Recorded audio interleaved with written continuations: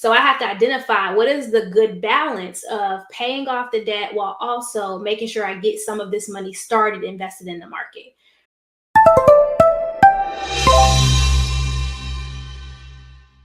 Good evening, everybody. So my name is Tremaine Wills. I'm a financial advisor. I own a company called Mind Over Money, where we create financial plans and help people invest and get started on their wealth building journey. We are on a mission to help 1 million women and their families grow their invested assets to $1 million or more. And so I got a question of the day, y'all. So my question for today is, should I pay off debt before I invest? All right, so that's the question we're going to be talking about tonight. I'm super excited about this mission, right? Because I know that when we invest in women and we help more women get their finances in order, women are multipliers. And so when we have our money together, we help more people. So super excited about that. But yeah, so for those of you who don't know me, again, my name is Tremaine Wills, top 100 financial advisor, nominated by Investopedia, 50 under 50 by the Association of African American Advisors, and a newly awarded Excellence Awardee by Investment News. As I like to tell the folks, I ain't new to this. I'm true to this. I've been out here for a while teaching and promoting financial literacy. And so again, we're going to be talking about like this question: should we pay off debt before we begin investing? And why or why not? Let's talk about this, right? Should you pay off debt before you start investing? Okay. A lot of times I'll say it depends, right? I'll say it truly depends on your personal financial situation. But as a general rule of thumb, we know that having time on our side and time in the market improves our ability to grow our wealth. And so what I would caution you is to not wait until you are 100% debt-free to start investing. Because for many of us, especially if you have lots of student loan debt, things like that, that could be a long time, right? And we might erase some of our opportunity for that interest to compound in our investments. So let's talk about what this looks like, right? If you are in a position where you have disposable income and you want to pay down your debt and you want to invest, you should do both, right? Now, the amounts you put to one category or another is going to depend on your situation. But as a general rule of thumb, all high interest debt, so we're talking about double-digit interest rates, should be paid off at an accelerated rate, right? We don't want to have credit card debt, where some of these credit cards are doing, over 25% interest. So I don't want to have 25% interest hanging over my head where even if I put that money in the market, right, the market's not going to average 25% a year. So now I do want to put some money in the market, but I also need to get rid of that high interest debt. So I have to identify what is the good balance of paying off the debt while also making sure I get some of this money started, invested in the market, right? You say no, get in the market as soon as you can. Paying off debt takes time, sometimes too much time. Yes, that's a good point, right?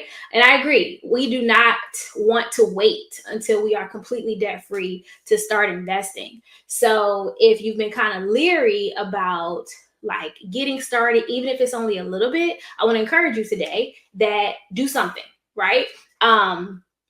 And this is not to say like neglect debts that you have, but we should be putting something in the market, especially if we have employer-sponsored programs, right? If my employer is going to match money that I put in, I absolutely want to consider what does that look like to at least invest up to that match so I can get that money, right?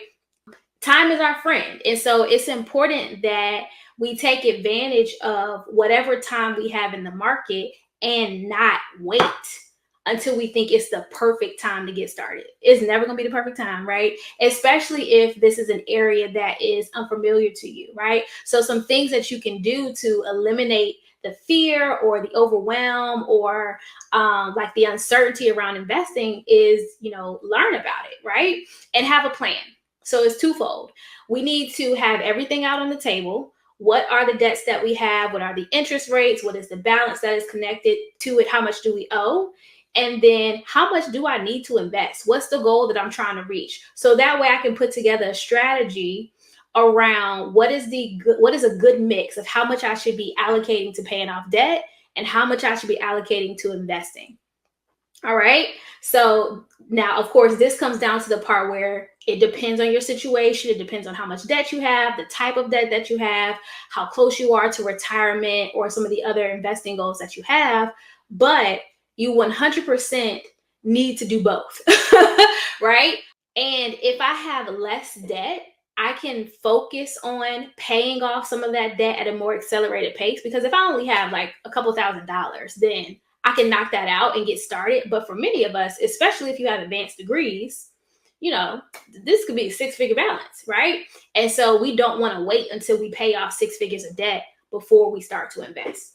So if this is something that has been concerning you, I want to invite you to my free training. It's happening on November 9th at 8 p.m. Eastern Standard Time. If you're watching me on Instagram, you can comment "Get Rich" and you'll get a link to register for free. If you're watching anywhere else, you can tap the link that'll be in the comments to register. But this is going to help you identify, well, what are those next steps that I should be taking? How can I put together a plan, a strategy to make sure that I'm making sound choices with my money and not just out here haphazardly, doing whatever I feel in the moment, right? The best way to improve your finances is to start to have some sort of strategy around where you're going. I was talking to a young lady earlier today, and she said that she's never had any financial goals, and it feels like she doesn't know what she's doing. And for a lot of us, we have that same feeling because we don't have goals, right?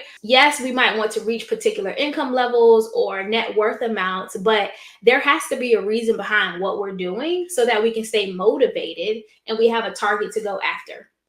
Question here is, what is a good market to invest in? Y'all ask me this question all the time, and the answer is always going to be the same. It depends on your goals, right?